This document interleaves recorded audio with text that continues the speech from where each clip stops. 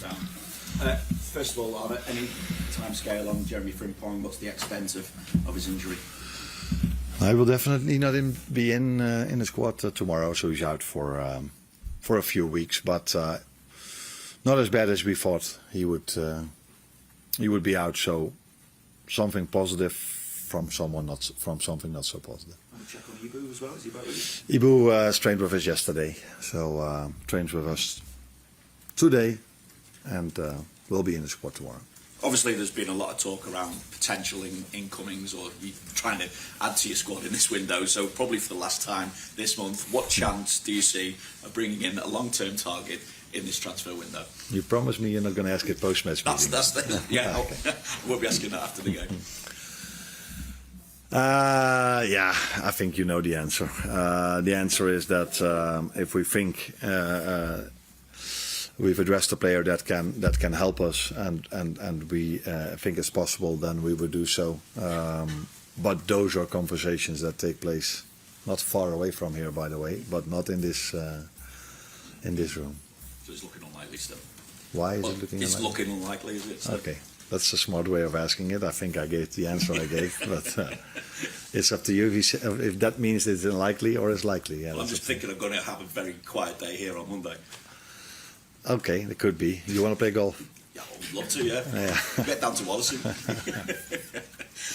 Looking at the game itself, though, how do you assess now the challenge you've got of finishing in the top four, and how crucial is this game to those hopes as well, given Newcastle are just 3 points behind? Yeah, no, I think that's throughout the whole season. Every single game is crucial, but the way we've positioned ourselves now makes probably every game even more crucial. Because that's definitely what we want to achieve. Then it is a crucial game, as the next one is a crucial one, as the next one is a crucial one as well. And we've experienced how tough it is to play against Newcastle in the 1.5 year I'm here now.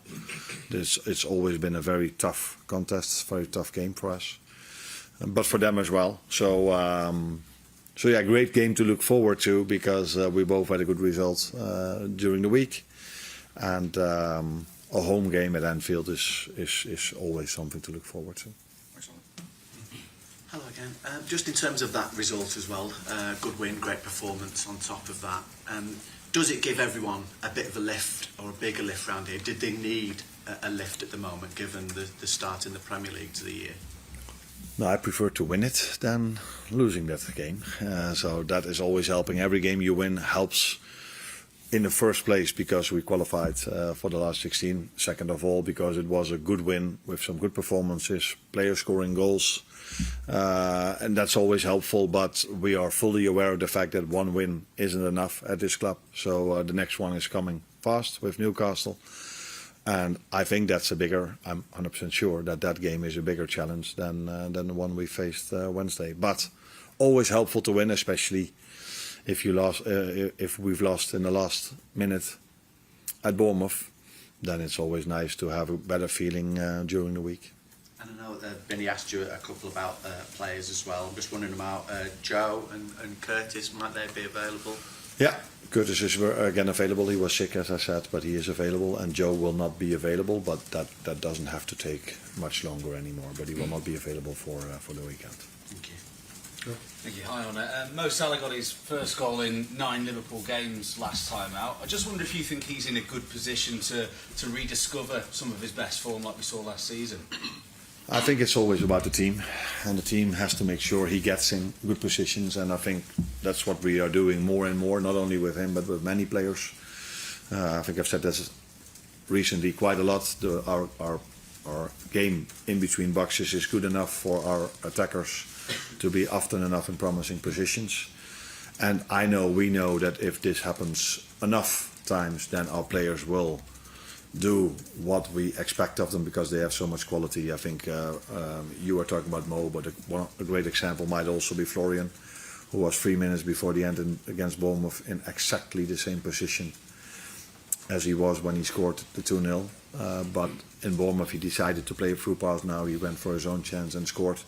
This is how football works. Sometimes the ball hits the post, the ball hits the bar. Sometimes you make the wrong decision. Sometimes the execution is not perfect.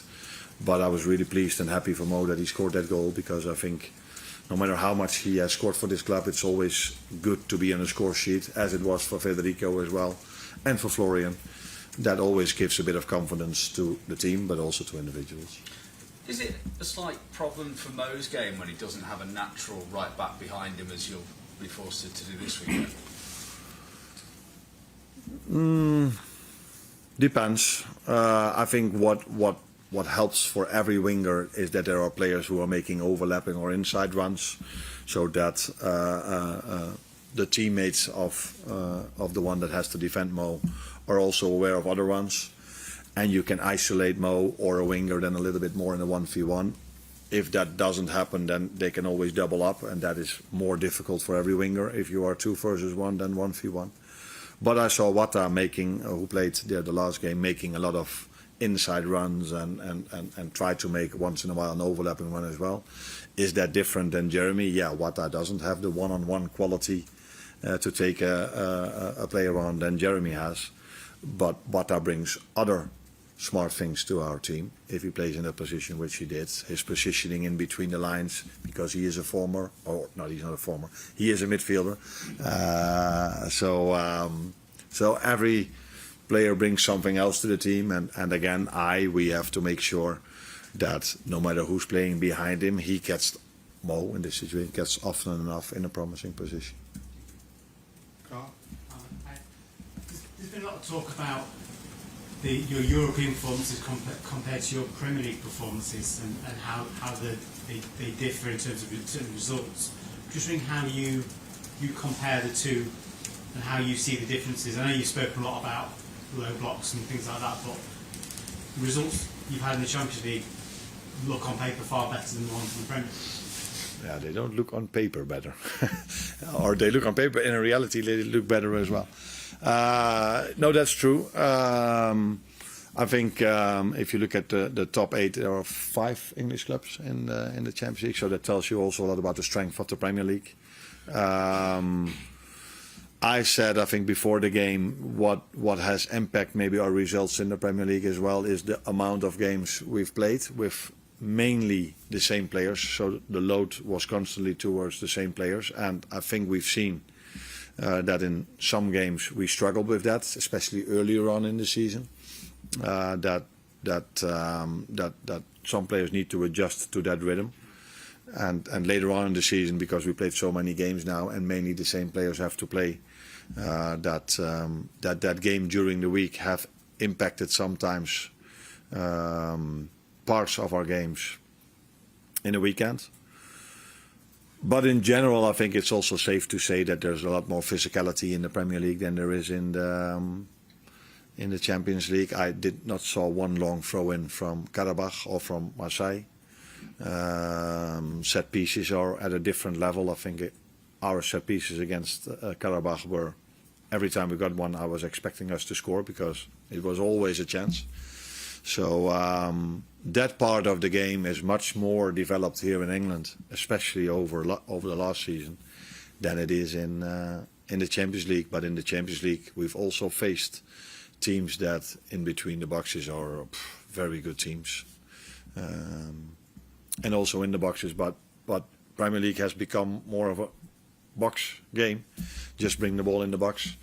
Where in the Champions League, it's a bit more also play in between the boxes. That's my take on it. Could you just check on updates on, we haven't heard from Alexander Isak for a while. Where's he in his rehab, and do you have a timescale on long term when he's going to be back? No, he's not even on the pitch yet. So I think it's called a walker. So he's just out of his walker. Is it called a walker? Yeah. So that tells you that he's not on the pitch yet, and I'm not expecting on the pitch today or tomorrow in terms of his recovery work. So that is going to take a while before he's back, as we knew. Against Karabakh, you had the luxury of bring on 3 young players. Can be a scenario other than that the team is leading with several goals to give them another opportunity. And I'm really curious about Rio because he last time scored a winning goal at St. James's Park. Yeah, the Trey and Amara came in, and they've mainly come in games either in League Cup or in games where we were leading by a big margin.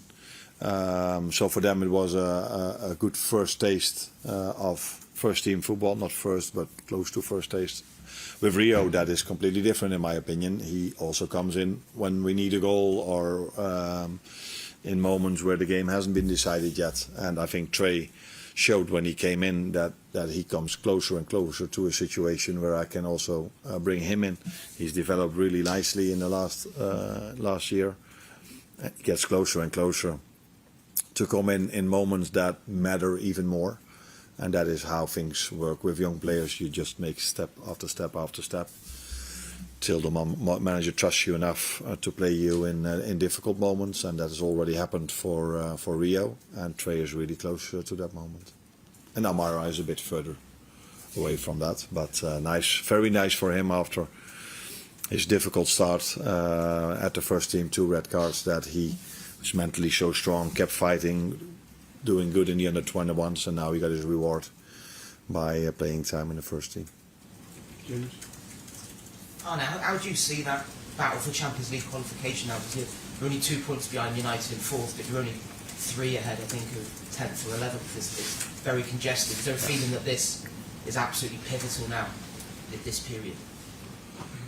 No, we already thought that every single period was pivotal. Was that the word you used? Yeah. So that hasn't changed, but it's obvious that the closer you come to the end, the less opportunities you have to make a mistake. And we are now in a position that that we cannot afford a lot of mistakes anymore, because we've made far too many. And with mistakes, I mean giving away goals in the last minute, don't do any justice on the performance in terms of the score. So yeah, it's clear and obvious that the closer you come to the end, and it's the same in the Champions League where you go to knockout stages, then there's not a lot of room for mistakes anymore. Just on with the deadline coming up on Monday, do you expect Harvey Elliott's situation to change at all? I think first of all it was very pleasing to see him on the pitch yesterday again. One of the promising players of England, winning the, I think it was the Euros, yeah, it was the Euros in last summer for the under-21s. So to see him back on the pitch is very pleasing to see, but I think his situation is clear. He's an Aston Villa player, and at this moment of time. So that's all I can say about it. Just check where Jane Dan's and Stefan percentage are, because obviously. Sorry? Can you just check where Jane Dan's and Stefan percentage are in terms of their recovery? Because I'm sure those two could have. Dan's our father. Those two could have helped you if these had been back to. Yeah. No, Jaden, if he would have been fit, he would have definitely been in the squad. But unfortunately, he isn't, and we don't expect him back today or tomorrow as well. So. He's been very unlucky in his career till now, but the good thing about him is that he has a great mentality. So he's always fighting himself back after setbacks, and he has unfortunately had quite a lot, because this would have been a great moment for him with Alexander Isak being out and the quality he has, that he could have be with us and helped us in certain moments. But unfortunately for him, but also for us, he's faced a lot of injuries in his career till now. But the good thing about him is that he will fight back and come back, and the world will get to know him the moment he's fit again. Stefan Besic. Oh, Stefan, okay. He's not training yet, so he constantly gets close to the team, and then he has a little setback, and then he comes close to the team, has a little setback. So we're hoping and expect him to have him very soon again, but at that moment of time he trains with us again. Then he's been out for 6, 7, 8 months, no first team training. So as much as I like to have him back, we have to manage the expectations with him as well. Hi, Arnie. You talk about having to have a makeshift right back again for this game, and although it sounds like that Joe maybe has a chance for the next game, I wonder how much stock do you put in the idea of continuity when you're trying to decide who has that job? Because I think against Bournemouth there were 5 different versions of the back four during that game, which is probably not going to help when it comes to kind of structure and concentration, particularly when you end up conceding late goals. So I wonder if trying to build up that chemistry between a certain version of the back four is coming into your mind. Yeah. I immediately thought 5, that's a lot. But usually when it comes to stats, you're right. So I have to assume you're right now as well. In general, you are right, by the way, not only in stats. I think I've showed last season that one of the things I like is consistency and playing as much as I can with the same players. That is what I've done at all my clubs every single time, which I've showed to England last season. Unfortunately, for all the obvious reasons, which I'm not going to go into again because people get so bored if I do this every time, I haven't been able to play with many times with either the same lineup or the same lineup. Even within games, I have to make, sometimes think I need to make so many substitutions. So that's far from ideal, I can tell you that. But we accept the situation as it is and we make the best out of it. That's why I have so much respect for the players that no matter how many setbacks we have, no matter how many times we concede a goal in the last minute, if the next game arrives, they from the start they're immediately there to give everything they have. And that has not always been enough to win as many games as we are used to of Liverpool. That's also clear. But that is 99 out of 100 times not due to effort from my players.